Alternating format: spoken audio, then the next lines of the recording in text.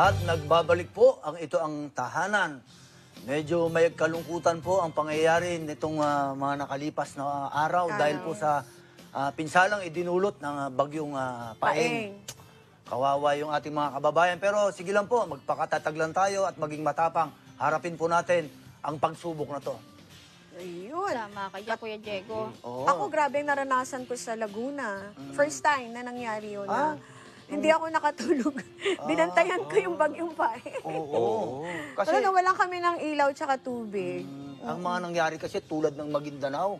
As in, grabe yun. Nalunod yung mga bahay, mga hayop, yung putik hanggang bewang. Hanggang bewang, Grabe. kaya nga. At yung ibang mga lugar pa. Oo, sa Noveleta, grabe din ang nangyari sa Noveleta, Cavite, no, Sir Hill? Matindi rin, matindi ang nangyari. Grabe kasi itong bagyo na to. Kumbaga, ang naano niya, halos buong Pilipinas.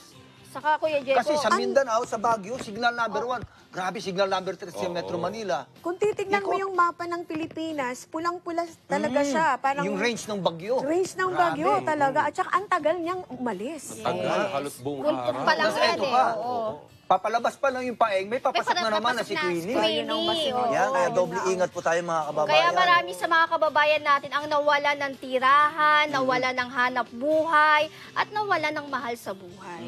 Marami. Medyo Totoo yun. naghanda man tayo pero hindi pa rin sapat. Kulang Talaga pa grabe rin ang yung- paghahanda. Grabe yung yung nangyaring kalamidad Oo, kaya na to. ano kayang dapat gawin natin sa talagang paghahanda sa mga darating na kalamidad? Siguro Ano kayang dapat nating gawin? doble effort pa. Kumbaga, hindi naman nagkulang yung natin, Gobyerno sa papaalala. Pero siguro tayo mga Pilipino, talagang sumunod tayo, makinig tayo sa kung anong sasabihin ng gobyerno. Kung pag sinabing lumikas na kayo dyan, dapat Lumikas lumikas na na. tayo. Huwag Kasi na natin mahirap na kung hintayin. andun na yung mga kalamidad, saka palang kayo ililikas. Correct. Oo, talagang makinig. Kaya naman Kuya Diego, ngayong umaga makakasama natin ang Scan International na si Edison, Sir Edison Domingo Jr. Magandang umaga, Sir Edison. Sir Edison. Hello sir, good morning Sir po. Edison. Andyan ka pa ba? At Mami Wen, hindi yun na itatanong, siya po ay isang occupational Good morning po. safety and health officer. Good morning po. Ayan, good morning, Sir Ay, Edison. magandang umaga po, Sir Magandang Edison. umaga po. Walang audio. Good morning po. Good morning po. Nadidinig po namin kayo. Good morning. Ayan. Naririnig po Wala namin umalis kayo. yung audio. Oh, hindi tayo narinig ni Sir Edison. Pero naririnig po namin kayo, Sir Edison. Baka nakaano lang.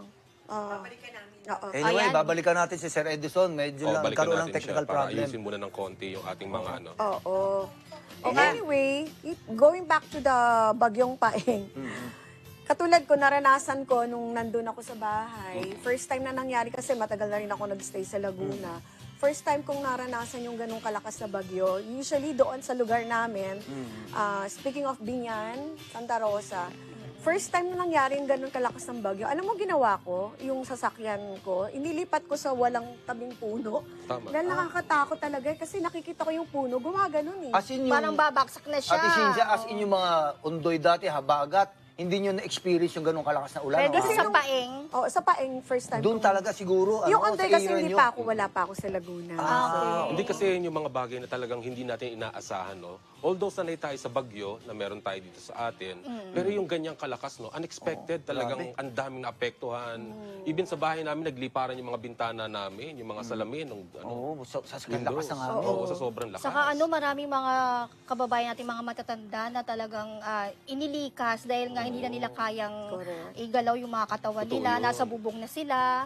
Ayan. Kaya balikan natin si Sir Edison Domingo Jr. Nga Sir pala, Edison. siya po ay isang Occupational Safety and Health Officer and Pollution Control Officer, Scan International, Emergency First Responder Fire and Rescue Training Officer.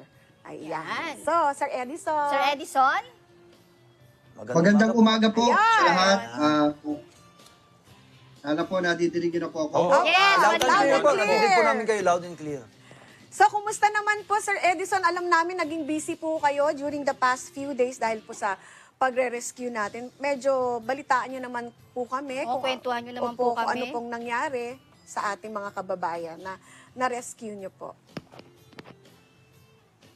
Ang totoo po, base sa karanasan natin, kagaya nga po na sinabi ninyo, na Opo. ditong mga past few days, naging busy po yung ating mga kasamahan pagdating sa pagre-rescue. no? Dahil nga rin po dito sa bagyong si Paeng. Opo. Pero tandaan po natin, may mga lugar na bagamat hindi po yan sentro o dadaanan ng bagyo, nagtamo pa rin na matitinding pinsala. Maaring posibleng kakulangan sa preparasyon, no po, at maaring kakulangan din sa kaalaman. Lagi po sana natin i-consider, kahit na hindi po tayo tatamaan ng bagyo, i-consider pa rin po natin yung mga preparasyon. For example, kagaya nga po na nangyari dyan sa bandang Mindanao. No po, bagamat may mga insidente tayo dyan, at hindi naman po sila rekta, meron mga nangyaring insidente kasabay nga ng pagpasok sa atin ng bagyong Paeng. Ayun. So, more about yung mga bagyo natin na nakaraan, di ba? Sir Edison, Compare ano ba? nyo po, yung lakas po ng bagyo po ngayon kaysa sa mga nakaraang bagyo po. Kasi ito, yung range po ng bagyo, halos buong Pilipinas eh. Dati, parting Mindanao lang, Oo, parting Visayas. Ito, Mindanao lang. Luzon, Visayas, Mindanao, Mindanao. talagang sinalanta ang bagyo. in short, sir, ano pong masasabi niyo sa bagyong Paeng? Yun, di ba? Tandaan po natin, ang mga kasalukuyang bagyong nangyayari, may kaibahan na po yan noong araw. Noong araw po, mauubos ang alpabetong Pilipino. Simulan natin sa bagyong Adang, hanggang sa umabot tayo ng letrang C. Opo. Ibig sabihin, ganun karami ang pumapasok na bagyo noong araw. Pero ngayon, hindi na siya ganun karami. Pero mas malalakas at mas matitindi. Yan po ay epekto ng tinatawag nating climate change. Climate change. No? O kaunti na yung pumapasok na bagyo sa ating bansa, pero mas malalakas kumpara noong mga unang panahon o noong mga unang araw. No? Hindi na siya ganun karami, pero mas malalakas. Isang example nga, itong bagyo na katatapos lang, si Paeng. No? Huli natin siya naramdaman, halos kailan lang din. Pero noong araw, maraming bagyo pumapasok, pero hindi ganito kagrabe mga minsala. Ayun. Sir Edison, ano po ang ginawa niyong, ang katulad ng Scan International, ano po ang ginawa niyong pagtulog po sa mga nasalanta ng bagyong Paeng? Sa bahagi po ng Scan International, sinisimulan po ng Scan International sa paghahanda, preparasyon. Sinasanay po natin ang ating mga kasamahan o ang bawat miyembro ng Scan International upang paano tutugong sa panahon ng kalamidad. Kasama rin sa itinuturo sa ating mga kasamahan sa Scan International ang pag-identify ng iba't ibang uri ng hazard at iba't ibang uri ng panganib o may kinalaman sa kalamidad. For example nga, paano ba natin i-identify yung ating lugar kung anong posibleng tatama dyan sa panahon ng bagyo? For example po, gawin natin example ang lugar ng Kamanaba. Kapag panahon ng bagyo, ano po ba ang number one na nagiging problema sa lugar ng Kamanaba? Yan po yung tinatawag nating hazard. Ano po yung mga posibleng panganib na pwedeng tumama dyan sa mga lugar na yan? At pagkatapos po natin ma-identify ang mga lugar na yan, no, kung ano po yung posibleng panganib na pwedeng maging risk o yung pagtama, yan na po yung ating tutugunan. No? Igagawa na po natin yan ng prevention. Kaya dapat po, una, alamin natin ano yung posibleng panganib doon sa lugar kung nasaan tayo at kasunod na ma-identify natin yung panganib, alamin natin paano natin maiiwasan yung pagtama ng panganib o yung paglala ng pagtama sa atin ng panganib during calamities. Sir Edison, si Hil Granado po ito, no? Doon po sa mga areas na binaha po dito sa atin, ano pong mga improvement ang nangyari ngayon? May mga balita na po ba? Sa kasalukuyan, may mga isinasagawa rin naman ng ating mga local government, conforme rin po yan sa local government, kasi sila po yung mismong nakakaalam kung ano-ano po yung mga panganib. For example, yan pong Marikina City. No, matatandaan natin, pag kami malalakas na bagyo, isa sa binabantayan kagad po natin ay ang lungsod ng Marikina. So ang pinaka-prevention po nila, gumawa sila ng alarm system na every moment na tumataas na yung level ng tubig diyan sa Marikina River, ay nagkakaroon na po sila ng tinatawag na pag-alarma o pagbibigay ng pala sa mga tao na nandoon sa paligid at sa kabuuan nga ng lungsod upang ipalam na may parating na malakas na pagbaha o mataas na uri ng pagbaha. No? Dito naman sa ibang lungsod sa Metro Manila, kagaya ng Navotas City, nag-provide din sila ng mga mechanical engineering na ginagamitan nila ng mga pagka mayroon ng pagtaas ng tubig, gumagamit sila ng mga pumping station upang yung tubig na pumapasok sa lungsod ay ilabas naman pabalik doon sa dagat. So nakikita natin, mayroong mga improvement. Pero tandaan po natin, hindi lahat ng bagay ay pwede nating iasa sa national at local government. Tayo po mismo, may bahagi dapat kung paano natin maiiwasan yung malalakas na pagbaha. Yung simpleng pagtatapon ng basura, yung simpleng paglilinis ng ating mga creek o dinadanan ng Oo, tubig, tama yan. dapat po nami-maintain natin. Tama po yung sinabi Oo, niyo. tama. Sir Edison, halimbawa na ang mga kababayan natin ay naabutan ng kalamidad o ng baha, ano ang maaari nilang gawin? Kasi yung iba natataranta, aakyat doon sa bubong nila, mahirap na yung mga ganong sitwasyon. Ano po ang maaaring gawin? Kagaya po ng narinig ko po kaninang pinag-uusapan po natin, no po, bago pa po dumating ang isang bagyo o ang isang kalamidad, di ba lalaman kung yan ay lindol, ang lindol naman, hindi natin napipredict. No? biglaan. Halimbawa, ang bagyo, bago pa dumating ang bagyo, nagbibigay babala na ang ating national government, maging ang ating mga local government. May mga insidente rin, kagaya nga po na sinabi nyo, nililikas na po natin yung mga tao, pero nandiyan pa rin po yung pagtanggi nila, iniisip nila yung kabuhayan nila, yung tahanan nila, mababa pa naman yung tubig. Yan yung mga na-encounter natin. Pero ang nagiging problema po, kapag tumaas na ang problema, kapag tumaas na ang tubig, no, doon na po sila nagpapasyang humingi ng tulong. At nagiging mabigat po yan sa banda namin ng mga rescuer at maging sa ating mga local government kung paano po tayo tutulungan. So kung aabutan po tayo ng trahedya, kagaya nga po ng bagyo, kapag unang-una nagbigay na ng babala, sumunod na po tayo. Pag sinabing kailangan po natin mag-evacuate, sumunod na po tayo. Huwag na po natin hintayin yung pagtaas ng tubig bago po tayo lumikas. Unahin na po natin kung ano po yung in-advise ng local government o ng national government. No? Sumunod na po tayo. At kung sakaling aabutan naman po tayo, kailangan po makapag-monitor tayo sa kasalukuyang nangyayari sa pamamagitan ng radyo, telebisyon, at dapat po makapagbigay tayo ng impormasyon na kailangan natin ng tulong doon sa lugar kung saan tayo nangangailangan nga ng tulong. Ayun. Sir Edison, nagtataka lang ako kasi minsan po, hindi po natin maiwasan na maraming matigas din po ang ulo. Paano po yung pag sinabi nyo po, i-rescue na namin kayo, kailangan nyo nang umalis dyan sa bahay nyo, pero ayaw pa rin po nila. Ano pong ginagawa nyo sa ganyang sitwasyon? Yan po yung talagang masasabi po nating problema na lagi namin nakakaharap lalo sa panahon ng pagdikas. So ang ginagawa po namin, kinukumbinsi po pa rin namin sila, no, na hangga't maaari, lumikas na po tayo. At kung talagang ayaw po nila, ipagbibigay alam po natin yan sa tinatawag natin command post para kung sakaling kailanganin na po nila ng tulong, maibigay pa rin po natin. Pero ang objective po talaga natin, doon pala sa panahon na pinalilikas po natin sila, dapat po maipalikas na. Kung hindi naman po, at ayaw nila, usually pinapauna nila yung matatanda, yung mga bata, may maiiwan sa bahay, no po, naalala nila yung bahay, naalala nila yung kabuhayan, no po, binabantayan pa rin po natin yan. At kapag nakita na po talaga nating kailangan na silang ilikas, dyan na po papasok tinatawag natin forced evacuation sa pamamagitan din po ng mga otoridad. Ayun, talagang bubuhatin nyo na sila, Sir Edison. Ayaw. Kaya dapat sa mga Edison, kababayan natin, sumunod talaga sa otoridad. Yes, Sir Edison, may napabalita po na panibagong bagyo ang paparating po sa ating bansa.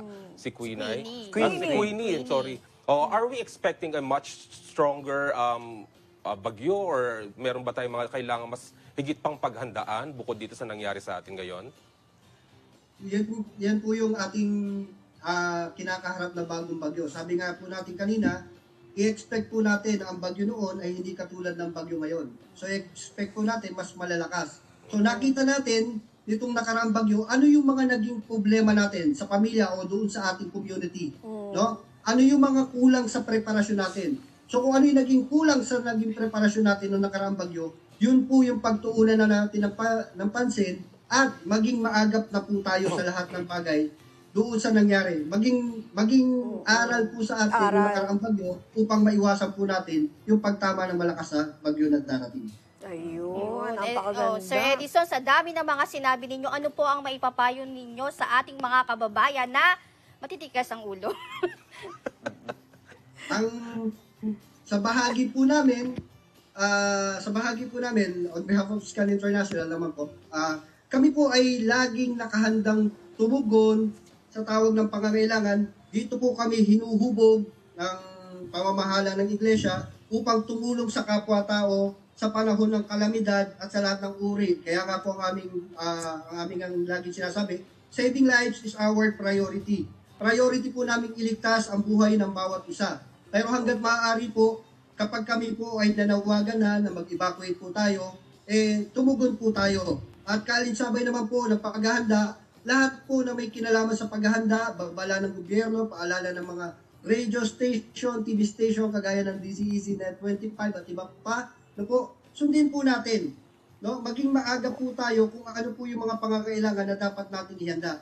Huwag na po natin hintayin nandiyan dyan yung problema. Tigilan na po natin. Sabi nga ng mga doktor, prevention is better than cure. Than cure. Yes, very nice message po, Salamat Sir po Edison. sa magandang mensahe mo po, Sir Opo. Edison. Sana maraming natutunan ng ating mga televiewers at listeners ng ito ang tahanan sa ating guest na si Mr. Edison. No po, malaking tulong po yung mga sinabi niyo sa amin, sir, lalo po, na rin po sa akin, in personal, di ba? Malaking Talagang- bagay po. malaking Maraming bagay salamat. po. Okay. Ayan, Anyway, maraming salamat po, salamat. Sir Edison, sa iyong oras na ibinigay po sa ito ang tahanan. Maraming salamat po. Mag-ingat po kayo. Salamat po. Okay. Thank you po. Mami Wena. Ayan, dyan lang po kayo ha, magbabalikan. Ito ang tahanan!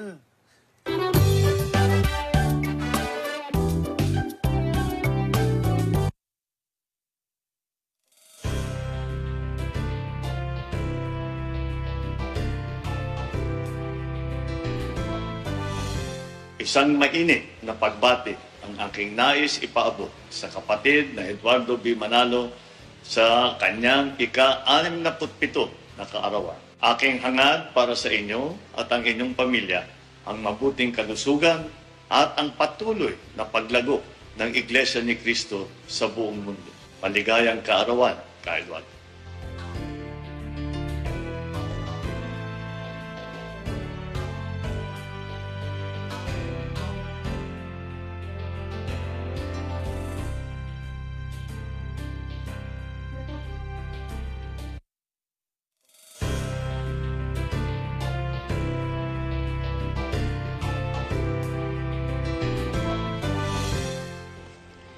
Maligayang kaarawan, Ka Eduardo Manalo. Binabati ko po kayo ng kaligayahan at magandang kalusugan.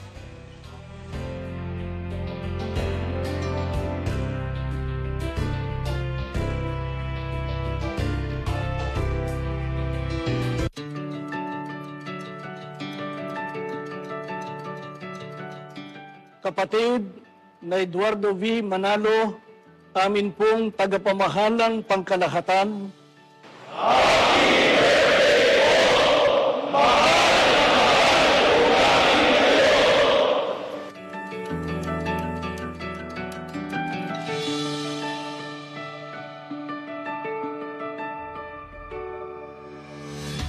Kami pong mga ministro at mga manggagawa, kasama ng aming sambahayan,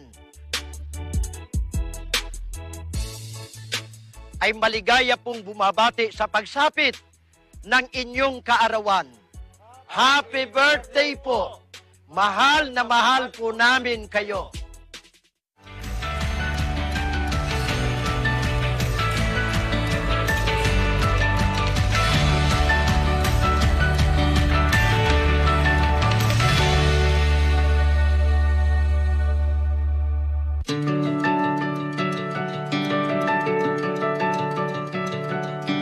To our most beloved brother Eduardo V. Manalo, on behalf of the ministers, ministerial workers, and volunteer workers of the Overseas Mission Office, we would like to greet you.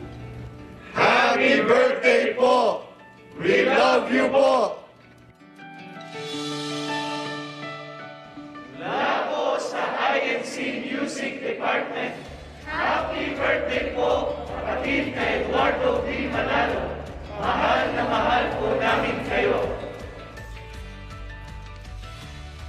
Mula po sa Pasugo Editorial Office, kapatid na Eduardo V. Manalo.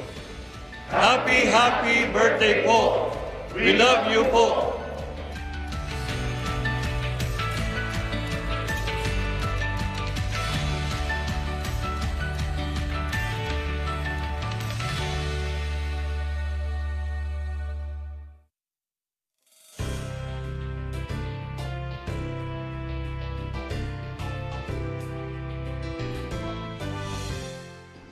sa aming minamahal na ka-Eduardo.